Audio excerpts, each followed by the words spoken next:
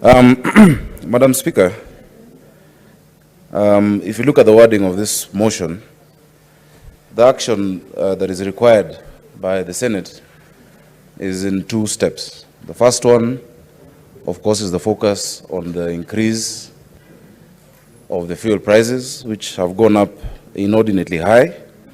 And the second one focuses on the Cabinet Secretaries who absconded and have failed to appear before the Senate. So, Madam Speaker, I'll make my remarks in that order. The first issue, I think, has been overstated. And as I said yesterday, our work really today was not to join Kenyans in lamenting the increase, because Kenyans know the prices are inordinately high. The people I represent, Madam Speaker, are suffering. And that is the same as with the people all of you represent. They're really suffering. And for us in Nairobi, it's even worse, because of late, we have a very, very, I don't want to call it overzealous, but a terrible approach at our traders and our business people.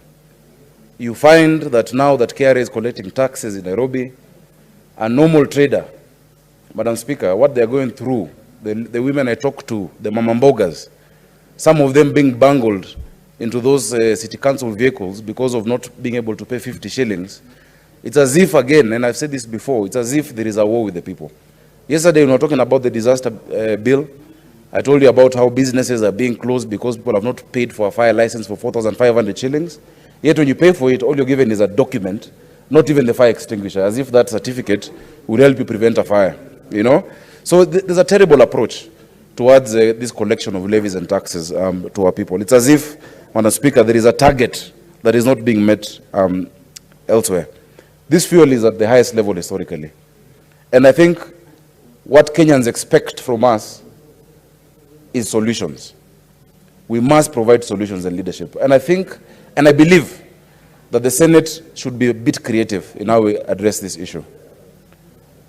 We've seen the National Assembly and the directions given yesterday, where they have a committee that is supposed to report within 14 days. Ideally, and our standing orders provide for it, our committee of energy should have been working in concert with the committee of the National Assembly on this matter. The standing orders provide for joint sittings, because there are some ideas that can come from the Senate that would be useful in this discussion. Madam Speaker, the problem, and I heard Senator Mutula asking how many levies there are, is that there are 7 levies. 7 levies and 2 taxes on our fuel. 7 levies and 2 taxes. And Madam Speaker, on top of that, the one levy where there is leeway to actually cushion Kenyans is the fuel, the petroleum development levy, Madam Speaker. That is where the answer is on this issue.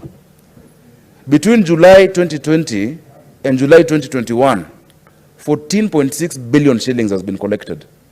In fact, if you remember July 14th, 2021, where there was supposed to be an increase by EPRA, they didn't do the increase. It was supposed to go from $1.17 to 1.2, but because they said they could use that fund, they cushioned. Madam Speaker, we just need to amend that pricing formula and do 2 things.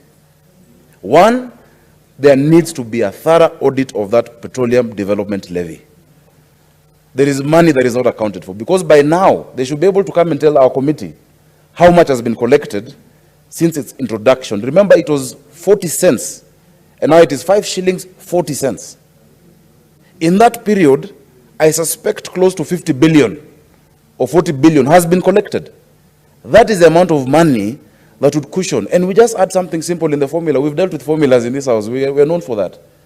That the formula applies, but if the cost goes above 110 shillings, then the government subsidizes that. As simple as that. Or 105 shillings. That can be done because the amount is there. Let them come and explain to us how much they've collected and where that amount is and what it has been used for.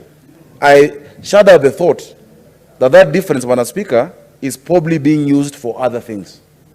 And that is where the real investigation should be. So I don't know what else the Energy Committee should be looking at, while the law, and I can see Senator Ledama is in agreement, because the law has provided for that.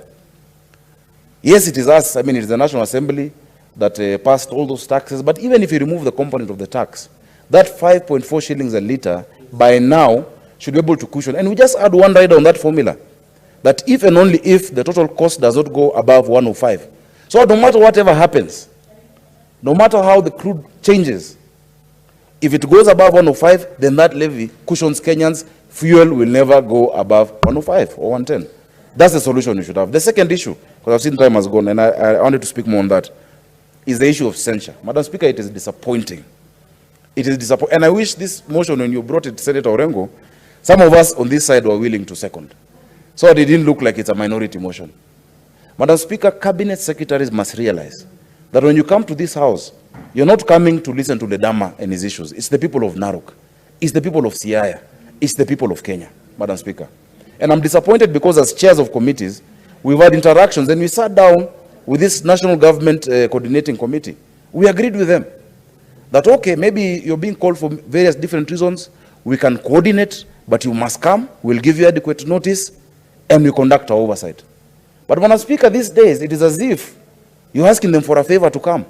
That let's see which day we are free. I can come on this day. It's not a coffee date we're calling you for. It is oversight according to the Constitution. And Madam Speaker, the funny thing, because many of them use the excuse that they've been called to State House.